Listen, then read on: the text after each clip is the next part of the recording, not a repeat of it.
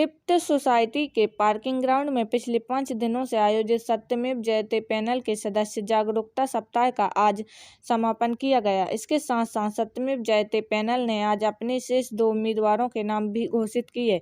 सत्यमेव जयते की तरफ से वरिष्ठ उप महाप्रबंधक ओपी सिंह व वरिष्ठ उप महाप्रबंधक राजेश कुमार परते के नामों की भी घोषणा की गई। सत्यमेव जयते के 9 उम्मीदवारों की घोषणा पहले ही किया जा चुका है। आज 2 नए नामों के बाद इस पैनल के सभी 11 सदस्यों की सूची जारी कर दी गई। सदस्य जागरूकता सप्ताह में सत्यमेव जयते द्वारा थ्रिफ्ट सदस्यों से संस्था में हुई वित्तीय अनियमितताओं पर विस्तार पूर्वक चर्चा की गई एवं सदस्यों को इसके बारे में गंभीरता से अवगत कराया गया। इस जागरूकता कार्यक्रम में सैकड़ों की संख्या में थ्रिफ्ट के सदस्य सम्मिलित हुए। सदस्यों के समक्ष सत्यमेव जयते पैनल ने अपने घोषणा पत्र को पुनः दोहराते हुए थ्रिफ्ट में आगामी चुनाव के बाद ब्याज दर को 7% करने एवं पूर्व संचालक मंडल द्वारा की गई वित्तीय अनियमितताओं की जांच कराकर उचित कार्रवाई किए जाने का संकल्प लेकर भेल कर्मचारियों को आश्वस्त किया गया। आज के इस कार्यक्रम में सत्यमेव जयते पैनल के उम्मीदवार दीपक गुप्ता, नरेश सिंह जादौन, निशांत नंदा, कैलाश मालवीय, सुरेश कुमार, जगत राजकुमार, इड़पाची, कृष्णा डोंगरे एवं सशक्त महिला प्रत्याशी आशा मंडरे, अंजना आदि लोग सम्मिलित हुए। मेरा नाम कैलाश मालवीय है। मैं सत्यमेव जयते पैनल का उम्मीदवार हूँ।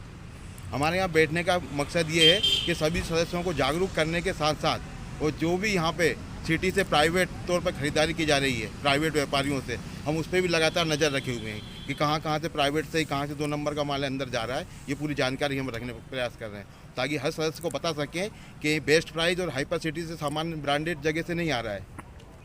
सब प्राइवेट से जहाँ से इनको मुनाफा कमीशन मिले वहाँ से माल ये मंगवाए जा रहे हैं।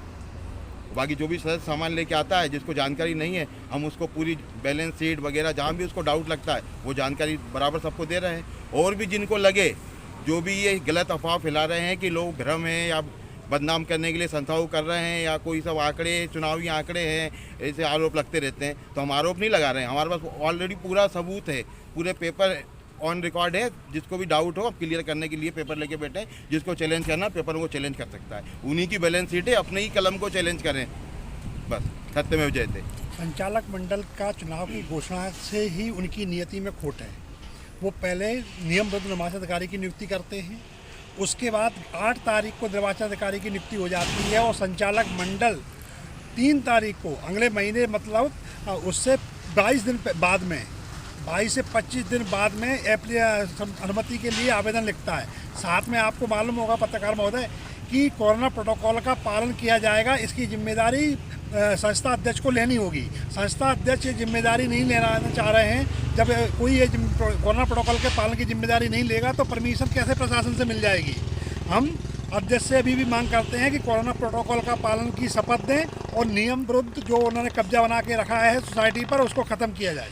सर नाम बता दीजिए। मेरा नाम नरेश सिंह जादव है। हम सत्यमेव जयते पैनल से निरंतर संघर्ष कर रहे हैं। सर आपने आरोप लगाया है कि अभी फ़ायदा कम हो रहा है, तो आपके चाल में किस प्रकार फ़ायदा हो रहा है, तो अभी वर्तमान क्या कंडीशन है?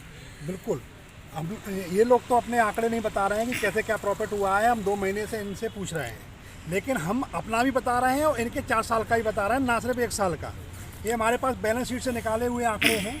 एक भी आंकड़ा सत्यमेव जयते का नहीं है जो बैलेंस शीट में पूर्व संचालक मंडल ने दिया है और इस संचालक मंडल ने दिया है।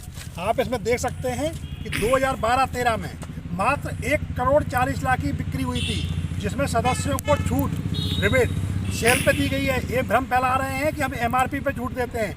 छूट जो दी जाती है वो सेल पे दी जाती है। सेल करने के बाद में सामान जो बिक्री की है आपने, और हमने 1,40,00,000 पर 17 लाख की छूट दी और 4,69,000 का लाभ कमाया और कुल लाभ हमने 21,75,930 रुपये मात्र 1,40,00,000 की बिक्री पर कमाया।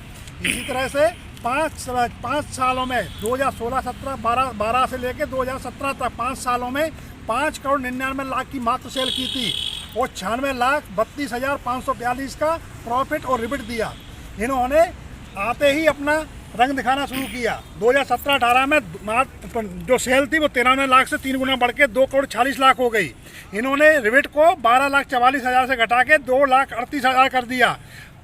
इन्होंने 4 साल में 5वें साल की बैलेंस शीट नहीं आई है तो उस पर सत्यमेव जयते बिना आंकड़ों के बात नहीं करता है।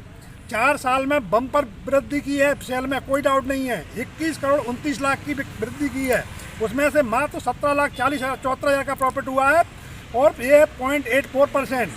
गजब की बात यह है कि पुराना संचालक मंडल 5 साल में 5 करोड़ 99 लाख के माल बेचने पे, सामान बेचने पे 96 लाख का प्रॉफिट दे रहा था और 6 करोड़ के विपरीत ये 6 करोड़ 85 लाख पे मात्र 2021 में 2,54,000 का प्रॉफिट दे रहे हैं। उस समय संचालक मंडल 4.6% ज़्यादा पे प्रॉफिट कमा रहा था दुकान से और ये 8.66% के घाटे में दुकान चला रहे हैं। सत्यमेव जयते मांग करता है कि पूरा डाटा लोगों के सामने रखा जाए और इन्हें चुनौती देता है कि इस डाटा में कोई भी कमी है, हम यहाँ बैठे हुए हैं, आप यहाँ आके हमसे संपर्क कर सकते हैं। सत्यमेव जयते। जी, मैं निशांत कुमार नंदा, सत्यमेव जयते पैनल की ओर से हम लोग हैं और हम विगत 8 तारीखों से ये जन जागरूकता समारोह कर रहे हैं। यहाँ पर कैंप लगाए हुए कि जो अभी के जो संचालक मंडल हैं, इनका कहना है कि लोगों को इन लोग बैलेंस शीट गुमराह कर रहे हैं, लोगों को भ्रम कर रहे हैं।